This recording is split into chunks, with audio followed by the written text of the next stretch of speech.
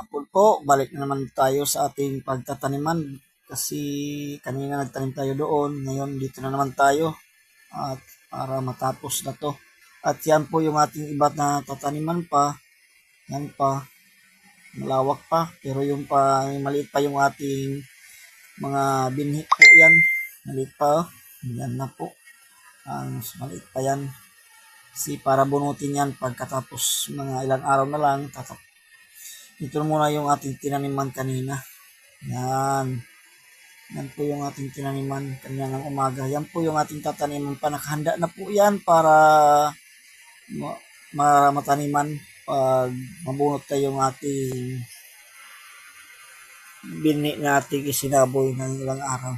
Yan po. Yan nga. Ganda po yung ating pagtanim dyan.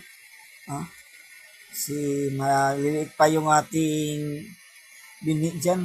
At hindi pa pwede bunutin natin kasi para hindi masayang. Palaki po na natin kunti pa. Mga 4 pa na araw bago natin itanim na naman, bago bunutin natin at itatanim. Sobrang liit pa yan. Yan po yung ating binhi. Dalawa to na part ng ating binhi, yung isa nandoon sa baba. Ito dito sa taas para hindi malayo yung pagbuhat natin ng ating mga pagwawatak-watak dito sa mga malapit sa pilapil. Ito lang tayo dadaan. At yan po yung ating mga tataniman. Yan. Kasi kunting ikot na lang yan na kasi lutak na po yan sa ating ginawang ating makina ng ating traktor. Yan po yung ating mga ginagawa. Ngayon ito hanggang doon sa may poste yan na aabot yung ating pagtatanim. Yan po yung mga proseso natin na ating mga ginawa. Kasi marami pa to yung na ating gagawin pa natin to na paikutan pa to ng ating makina para na siya maganda yung pagtubo lang ating pagtanim at na lutak-lutak po yung pagtanim. Yan po, nagbawas lang tayo na itinanim natin kanina. Yan po yung ating isa na binhi ng ating palay na ating itatanim at bubunutin muna natin yan pero sobrang liit pa. Hindi muna natin binunot kasi masasayang yung ating pinaghirapan. Yan po yung ating dating binhi natin. Yan. Ang dami. Para mga susunod na araw baka matapos na tayo sa ngayon week na darating. Kasi umulan-ulan dito pa sa amin. Matubig-tubig pa para isang ikot na lang yan ng ating makina. Yan po yung ating binhi na isa. Yan.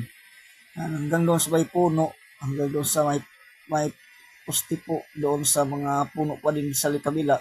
Yung doon, nataniman na natin yung iba. At yung iba hindi pa kasi maliit pa yung ating bini dyan. At hinihintay pa natin para matapos tayo at hintay pa natin ng ilang araw para natin bunutin. Pas itanim naman natin kasi muna ako magtatabas tayo muna ng ating mga pilapil sa ating mga gilid-gilid ng ating mga damo. Para para malinis yung ating mga pag-ikot natin ng ating makina para malinis yung ating paggawa. Yan po. Kasi gagamitan pa natin yan ng gas cutter natin ng ating makina din na pantabas ng mga damo. Yan po, utak na po yan. Thank you for watching. Follow pa mo. Salamat po sa lahat.